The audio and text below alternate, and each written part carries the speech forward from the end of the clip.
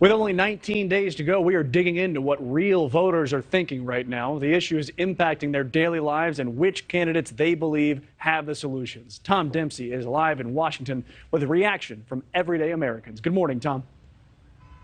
Good morning, Mitch. Yeah, this morning with Election Day now less than 3 weeks to go, Decision Desk HQ has actually updated its forecast in the last 24 hours, projecting Democrats with a slightly lower chance of holding on to the Senate with a 60% chance of doing so, while Republicans still remain poised to win the House. Control of Congress, though, is still very much at stake with a number of key issues driving voters to the polls.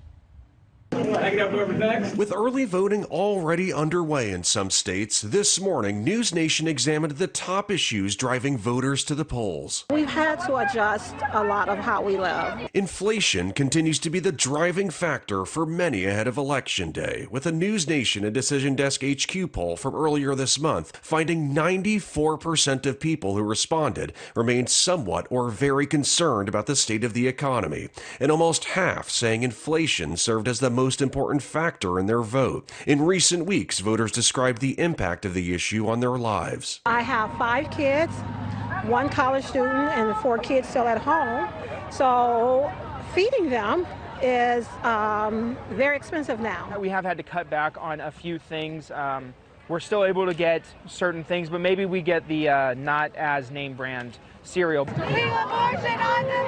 Abortion has also come up frequently in conversation, with some basing their vote this year on the decision by the Supreme Court to overturn Roe v. Wade, including Courtney Smith, a new mother who plans to vote in Georgia. As a mother, it makes me really upset, honestly, that, someone can just say, hey, you can't do this or you have to do that. NewsNation also found immigration, crime, and energy policy to be popular issues. Now, with time ticking until Election Day, even more people will get set to decide what's important to them. I need somebody on the pulse.